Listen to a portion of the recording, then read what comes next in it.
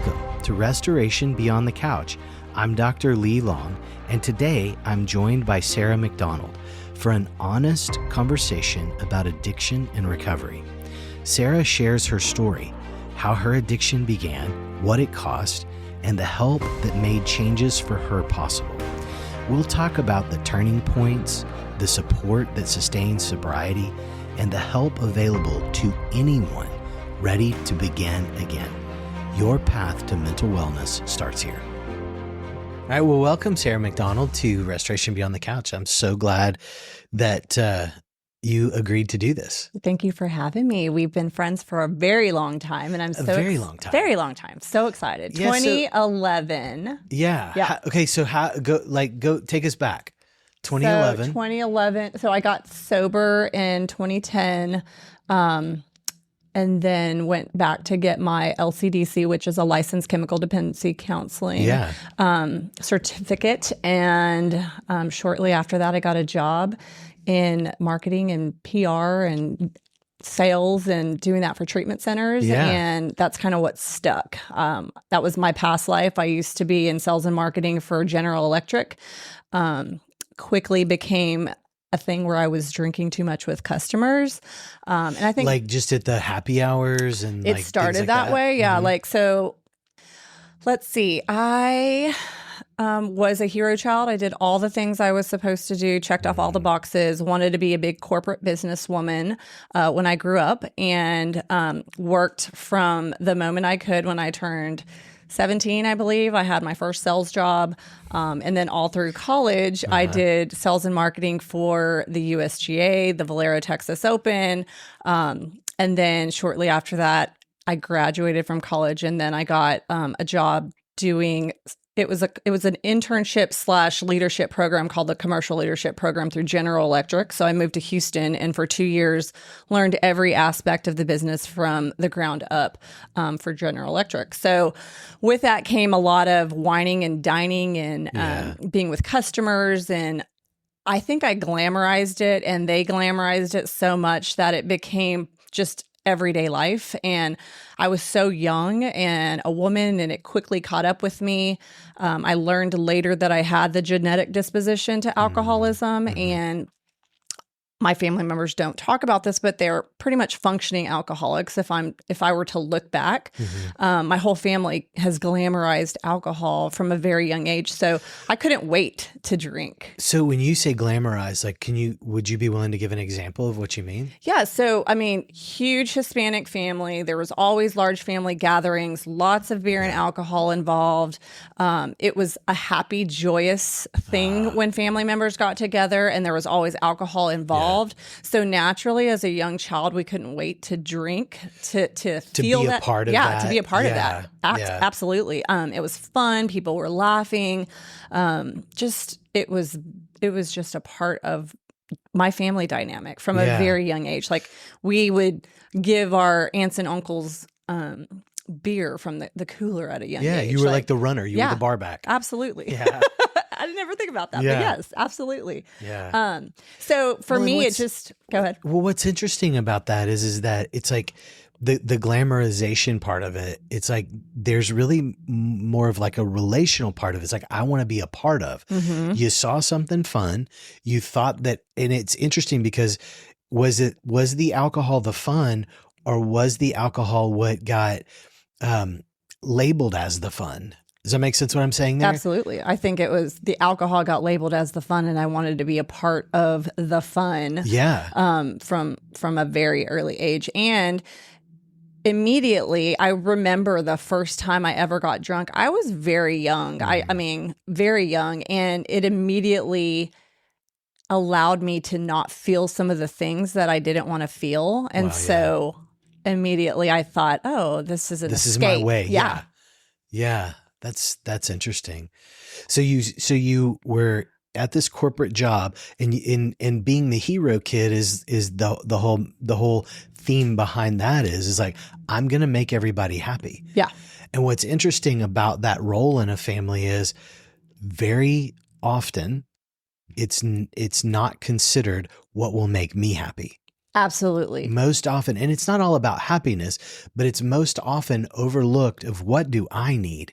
Where am I in this? Yeah. It's, Yeah. yes, very much people pleasing, achieving. I did all the sports in high school. I was in all the clubs in high school. I got very good grades. Like I said, it just carried on into my early 20s, just checking off all the boxes to where when I graduated from college and went into my first job, it was kind of like, now what? You know, I'm 21, 22 years old. What's the next step? And being able to, like, I didn't have a lot of those boxes to check off because I had already achieved a lot of those things. Right. And so then I found myself with myself and I didn't know what to do, you know? Yeah. And so, It's like you're showing up in the world for everyone else. Yep. And then, like you said, you all of a sudden, where am I in this? And you're like, I'm right here and I don't know what the heck to do with this. Yeah, absolutely. Yeah. So I would mask that with drinking or, friends or whatever the case may be. Just some form of avoidance. Absolutely. Yeah. 100%. Until I just learned, I think I went through a really bad breakup early on, and then that precipitated to just alcohol, alcohol, alcohol. And I started doing it morning, noon, and night. And things just got really bad to where I actually passed out in my corporate job and they found me. And I took a leave of absence and never went back. And then I moved back home to Corpus Christi, where I hadn't been there since I was 18 years old. And it was like taking 10 steps backwards. I didn't have a job there. I couldn't find a job that paid well there. I went back to my old people places and things, which a lot of people from my hometown drank like me. Leisurely, they fished and drank, hunted and drank.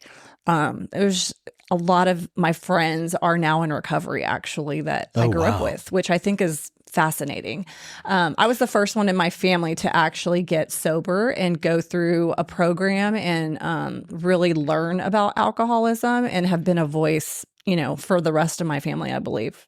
That's really a special thing, because that having that many friends in recovery, and I know that what we seek, we tend to find, right? And so if alcohol or addiction does play a role in your life, we are going to seek and find those who are, what's the word I'm looking for, that join in that with us. Yeah. That we're kindred spirits. As opposed to when you're in recovery, you seek and you shall find.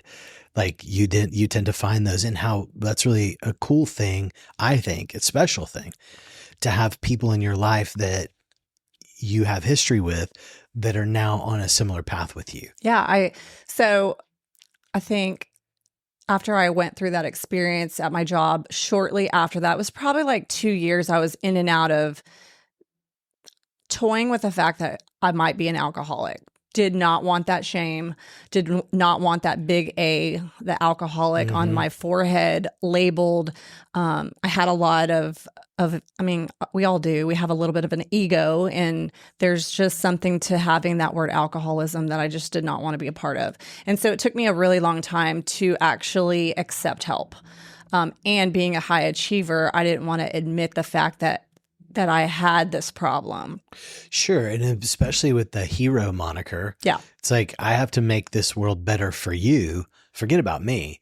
And it's like, now I'm doing something for me, and I have to stop and think, like, is this okay? Is this okay? Like, me having that A on my forehead, as you said, I'm not saying that you did or do, but having that sense there, it's like, okay, wait, I'm not heroing for you anymore. Yeah. And so now I'm kind of left with, I don't know what my role is. That's why I had such a, I think, just hard bottom, is because I didn't want to accept the fact that I had failed, and I had failed my family, and I had failed my friends, and they had looked up to me all these years because I did achieve all the things. And this was such a big blow to myself and my family that it really just hurt me to just admit that I had a problem.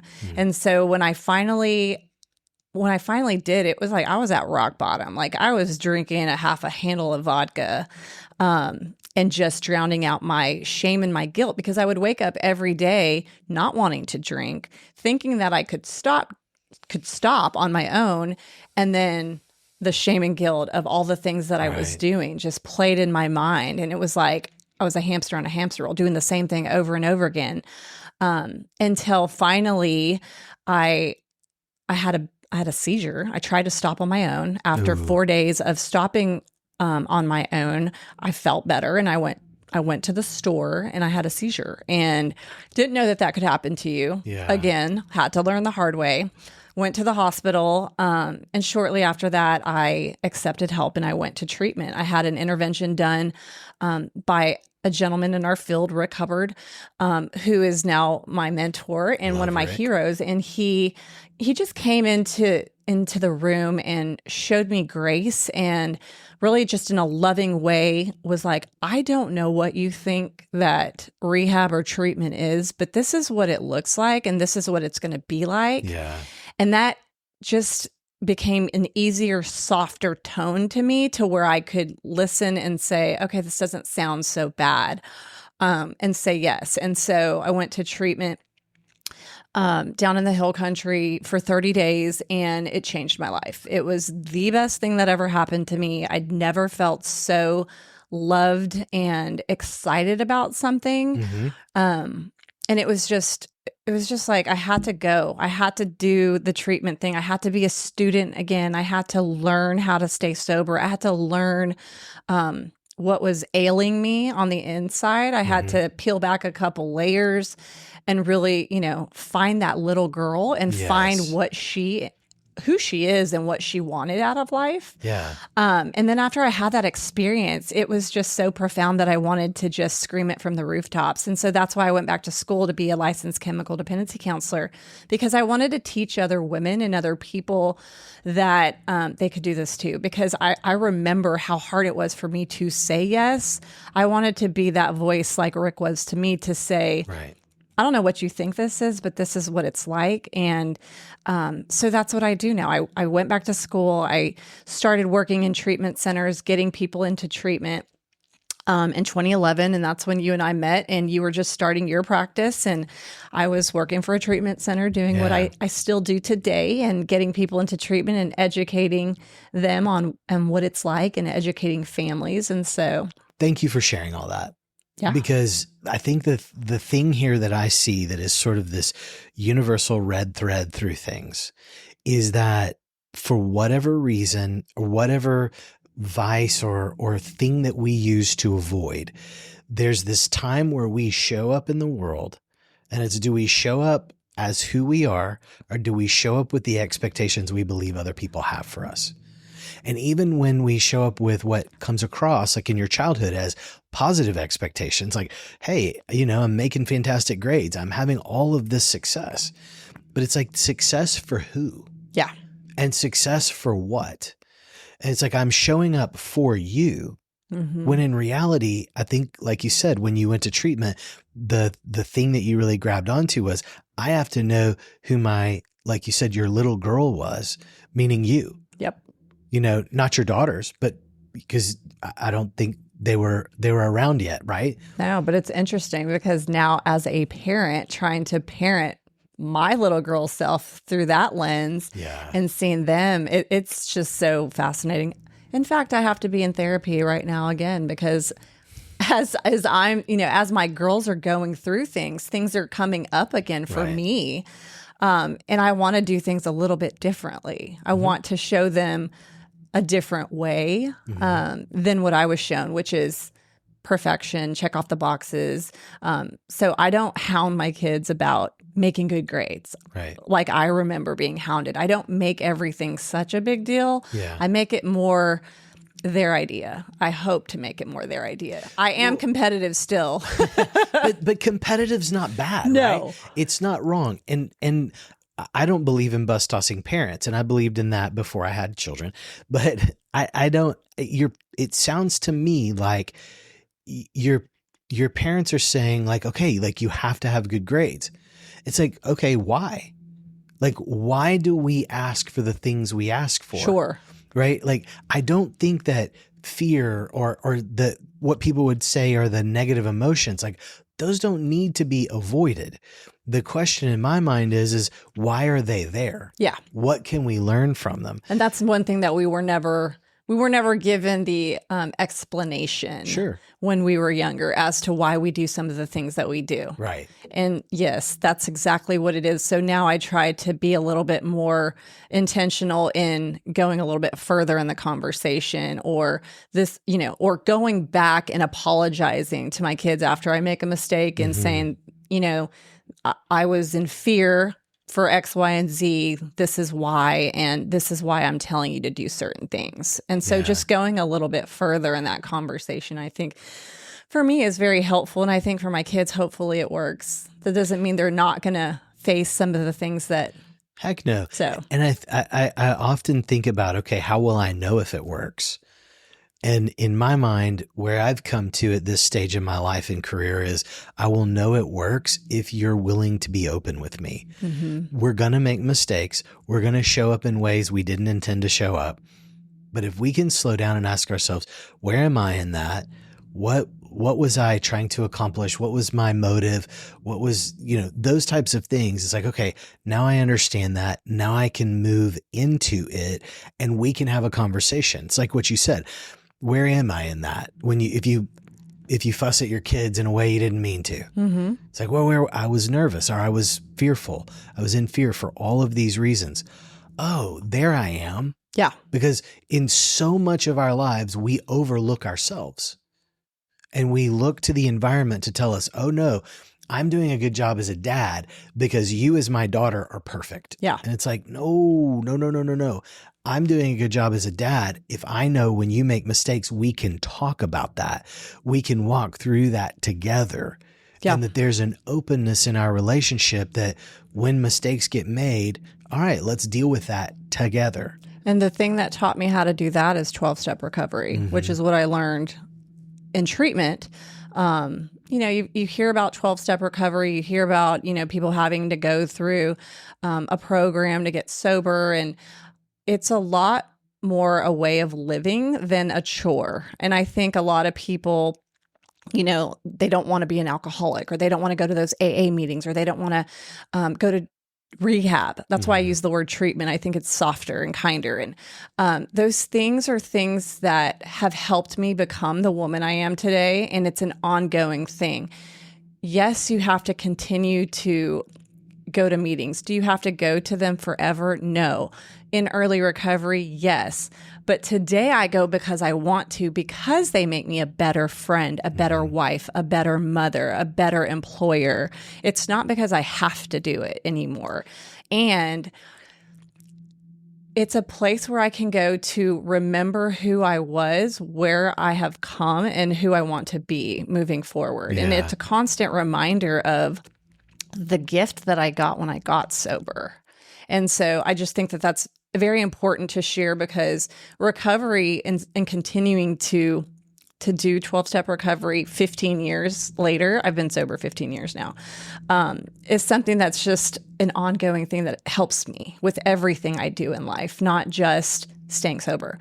It's not about the alcohol anymore. It's about my daughter making me angry because she did it. I don't even know what. Yeah, whatever, right. And that if somebody isn't in 12-step recovery or doesn't have the tools to share some of their fears, some of their what's going on in the world, that is what makes them go back to drinking. And if they have an outlet to be able to call another person in recovery, go to a meeting, read some literature, pray and meditate, like all the tools that we learn, right. You continuously stay on the beam and move forward in life instead of, falling off and having that hard bottom that I had to have in early, like when I wasn't sober yet. Yeah. It's interesting because I don't think that that's unique to addiction. No. I think that all too often we avoid things that are painful. And I conceptualize addiction as an avoidance. Mm-hmm. And we avoid things that are painful. We isolate. We don't have a group of people that we know we can trust, who we can be vulnerable with. And that's one of the things I think that's unique and very powerful about the anonymous groups, the AA or NA or SA or any of the A's. OA, got to throw that one in. Yeah. But all the A's is that there is this willingness and expectation of being at least transparent, maybe not fully vulnerable, and that's okay. Yeah. But there is a call to transparency where not everybody has the answers, but we're going to walk together down a pathway that we're all somewhat familiar with. Mm-hmm.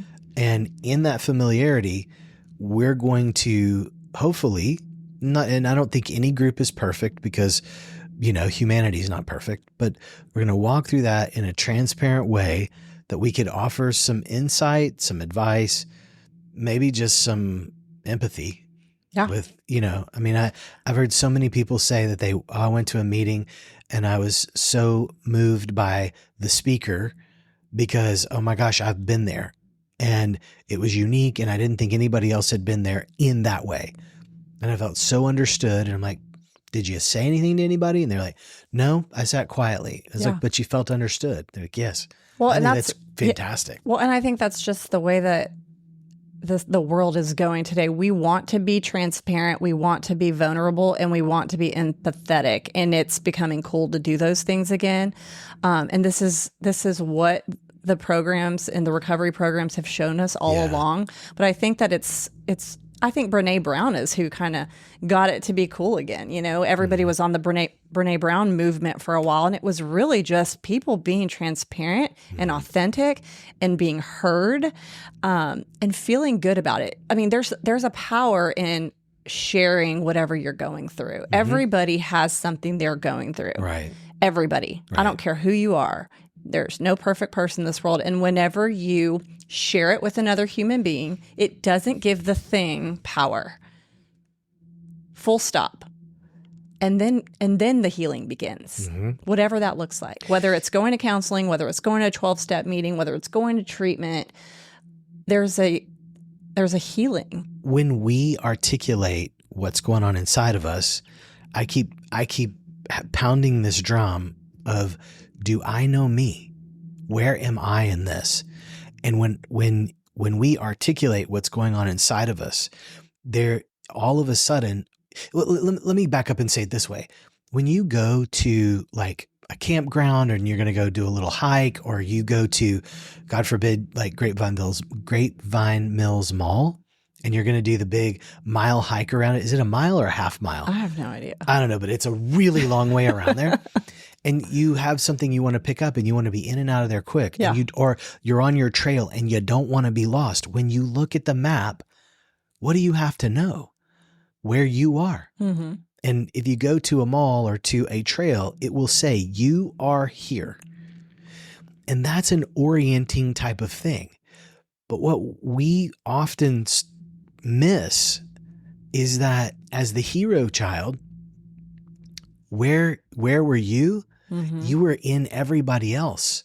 You were pleasing mom, pleasing dad, pleasing family members, pleasing teachers, coaches, whomever. Yep. It's like, where's Sarah? Yeah. Until you hit your rock bottom and you were like, here I am and I don't like where I am. Yeah. We don't know where we are on the map. And when we find what's going on inside of us and we can articulate that outside of us, then we begin to recognize, to your point, that's not our identity. Yeah. It's just simply a struggle. It's simply something that's going on inside of us. We externalize it and then we look on the map and, oh yeah, I am here. Yes. And then I know how to navigate and move around. And it's like if I wanted to go to the Nike outlet and I start in one place, and the Nike outlet, if I turn left, is only, 15 stores away. But if I turn right, it's the whole mile around. Well, I'm going to get super frustrated that this Nike store is so far away. And why am I having to go through all these people at Christmas or whatever? And it's like, no. Know where you are so that you know how to get to where you're going. Yep. And when I know where I am and I know what my goals are, I can get there. It's like, to me, it sounds like that's what sobriety did for you. Yeah, absolutely. It cleared up your map. It was the best thing that ever happened to me. And so I do what I do because I want other people that are struggling to be able to recognize it sooner than I did. Yeah. Because it wasn't fun. I was going in and out of AA meetings and wrestling and toying with, am I one of them? Am I not? Didn't understand the messaging that they were sharing with me because I didn't know who I was. Right. And God forbid me be one of them, because that's bad. It's like I was taught good and bad. I wasn't taught like, you can be a little bit of this, you can be a little bit of this. It's okay. I was just taught good, bad. And because I just felt myself as bad. Exactly. That's a performance mindset, right? I don't think anybody and I know you agree with this. Yeah. Anybody who struggles with addiction is bad. No. Anybody who struggles with anything is not bad. But I think everybody who's in the depths of their addiction thinks that they are. Well, and I do believe that there are people still out there that do perceive it that way. Yes. We look at people and we judge them based on their behavior. We judge the value of their personhood based on their behavior. Yes. And I don't want to get too deep into that, but I do think that there's a part of that we need to really question. Mm-hmm. And I think you're right. So one thing that I wanted to get into, if you're willing, is you are married. Yes. And, we've talked before, like, I know that today that your husband is in recovery, but that wasn't always the case as you all were together. Nope. So my husband and I got together when he was, quote unquote, what we call a normie. I thought he wasn't one of us, and he saw me through my addiction and recovery. And as an aside, a normie, for those who don't know, is a person who is perceived to be able to drink in a normal fashion. Yes, that's what we call normies. So he saw me through, the good, the bad, and the ugly of my own personal recovery. We got married shortly after that, had kids. And then a few years later, he got into his own personal trials with anxiety, depression, substance abuse. And I think a lot of that came from his mom and his dad passed away very young, when he was very young. Yeah. And then he saw me going through all of my stuff. So he stuffed everything for many, many, many years. He stuffed everything, had to be the one in control, the one in charge, and then left to, me being in recovery, me, continuing to climb that, I don't know if ladder is the word, but I continued to sort through it authentically and positively. And things started to happen in my life where I was moving up and he was stuck. Yeah. With all of his feelings and his emotions. And so he decided he was going to use unhealthy coping mechanisms as well. And so I was probably 6 years into this field of recovery and working in this field, and he went through his own struggles, and I had to put him through treatment. And it was a curse and a blessing, but the coolest thing was that I got to show up authentically with my boss and with my peers and my colleagues and say, my husband's struggling. I need to help him. What do we do? Whereas most people and most employers would probably see that as a failure or a moral failure. God already knew that I was going to be working in this industry. He knew what was going to happen way before it happened. And so 24 hours later, I approach him. I say, I think you have a problem. I think we need to, look into this. This is not healthy for our marriage. This is not healthy for our children. Like, you need to take action or I'm not going to be here forever. And so within 24 hours, he was in treatment himself and did the deal just like I did. And, now we are a sober couple. Mm-hmm. We show up as sober parents everywhere we go. That's a challenge in and of itself, just because a lot of people drink for everything that they do now. Right. But the coolest thing is that we get to parent from that. We get to be husband and wife from that. We have a lot of just common daily practices that we do together, and we parent through the lens of a 12-step lens to where we're doing things. And I think, again, God knew that was supposed to happen, because when I was sober and he was not, it was very, very difficult. So anybody out there who's listening, like, if your spouse is, still actively drinking or using, it's not the end of the world, but you do need to take action for it because if it's a problem. Yeah, it's not easy. I think when my husband was still actively drinking and using, we had spouts as married couples do, and things weren't working and things weren't going right. And we'd go to therapy and it'd be a really great therapy session, but he was still actively drinking and using and not telling the truth about what was really going on. And I think a lot of people out there do that and have that same situation happen, or people that come to you guys who one person is telling the truth and the other person's not, and they're spending thousands of dollars in therapy. Mm-hmm. And nobody's asking the underlying question about how much they're really drinking, how much are they really using? Are they, is one of them, does one person have a problem with substance abuse? Like, you're never going to fix your marriage if one of those people is not telling the truth about their substance abuse. And so that was our story. Like, there was many years where things were really hard and things weren't good because one person was, just not being authentic and telling his truth, until, like myself, he hit rock bottom and our marriage was rocky and things were, out of sorts. And I basically said, I am not going to be here anymore if you don't go do this.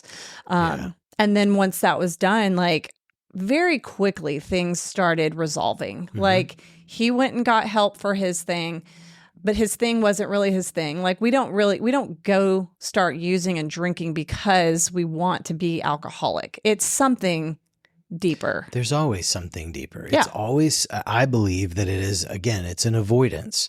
It's a tactic to soothe. Mm-hmm. And that's why I have such a problem with people who say addiction is bad. No, the people that I know that either are addicted or have a history of being addicted are usually the kindest, most tender-hearted people I've ever met.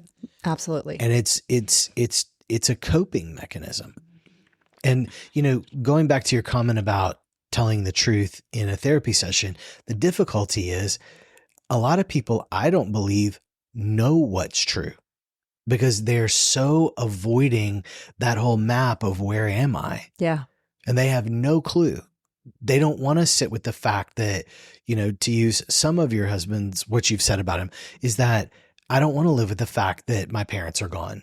I don't want to live with the fact that, times are tough. I don't want to live with the fact that if I look into this, like if I stare this, what I'm doing in its face, then I have to face a lot of really dark, like demons, ugly things that are anxiety, depression, and I don't want to face that. It's hard. So I'll just live with the fact that no, it's all you. And our tendency is we put things out in the environment and say the environment needs to change, or the environment will tell me if I'm okay. Yep. When in reality, again, where am I in that? Because the environment cannot dictate to me. And that's a really, really hard thing to walk through. Yes, 100%. I love the way that you articulated that whole thing, because that's the truth behind getting sober. Is you're going to have to face super hard truths, but it's not going to be hard forever. I want people to know that. It's not going to be hard forever. And walking through that hard stuff, there is such profound joy at the end of that. And it doesn't have to go on for as long as you think it needs to go on. Like, the sooner you go get help, the sooner you go find a therapist, the sooner you walk into the rooms of a 12-step program, the sooner you go and say, okay, I need to go to treatment, the sooner that you're going to find yourself and find that healing. And then things start moving pretty quickly after that. I mean, very quickly. Yeah, I've noticed that when people remain honest with themselves, that's when healing really begins. Yeah, and it's not just a linear, like, you don't just go to treatment, check off the box and be done. I think the greatest tool and gift that I was given was being heard and really accepting and learning that being heard is something that I desired and I craved. We all do. So 15 years later, I know when I'm feeling a little squirrely, I probably need to call my therapist and start going to therapy again. Yeah. And I don't always go for, years and years at a time. I might go for 6 months for a situation, and then it's like, okay, this is done. And then, 6 months later, I'm rocking and rolling, and something else comes up, and that little voice, chimes in my ear, like, maybe I need to call my therapist, or maybe I need to go to a meeting, or maybe I need to go to church. I don't know, whatever it is. Right. There's always tools in my toolbox. There are tools available to people. And it like to your point, which I think is very well said, it's not always going to therapy. Sometimes it's, I need to go be with a group of people that I know that love me and I can trust, and I love them back. And so I can go and be me. I can be authentically me. Sometimes it may be that I need to get up and I need to start moving. I find myself avoiding and I'm isolating, and I find myself binging Netflix or whatever. And it's like, I need to get moving. But this is to me why the visual of that map is so critical, is where are you in this? Yeah. Why? Because I believe we intrinsically know, for the most part, what we need. And it's like you said, that still small voice that comes into you, that comes into your head or your ear and says, "Hey, Sarah, it's time for." Yeah. And if you listen to that, hey, it's time to get up and move. Hey, it's time to go be with your people. That can be very powerful. So I just want to say, for anybody out there who's still struggling, who has a loved one that's struggling, you can, like we've talked about, you can call Lee here at Restoration Counseling and get into therapy with one of the therapists here. Go to a 12-step meeting. I personally work for La Hacienda. If you need to go to treatment or a higher level of care, you can go to www.lahacienda.com. I'm always available through Lee or through La Hacienda to be able to mentor and talk and educate people on recovery and what that looks like for you. Doesn't mean it has to be going to treatment. It might be something else, and I'm available to just talk you through that. And so just want everyone to know that there's a lot of resources out there. And like Lee said, figure out where you're at on that map. Figure out where you want to be and take action. Yeah. Thank you, Sarah. I think that people just don't have to be alone in this. No. And this is taking a step of reaching out may feel incredibly overwhelming. And what I know, what I've seen is that when somebody who's there, who's kind, like yourself, that they reach their hand out and they're met by you, there's real healing there. Absolutely. There's possibilities there. And so, man, I just hope everybody knows that there's hope. Yeah. And it may be a circuitous or a loopy path, but there's hope. And you don't have to suffer alone. Yeah. And everybody knows somebody who is struggling with a substance abuse or and reach out to those people, talk to those people. I'm available to talk to anybody and tell my story and share. It's my favorite thing to do, is just share my experience, strength, and hope, what happened to me, what it could look like for you. And it doesn't have to be the same way that I did it, but let's figure out, what way is going to work for you, and let's take action. Love that. Yeah. Thank you, Sarah. You're welcome. Thank you.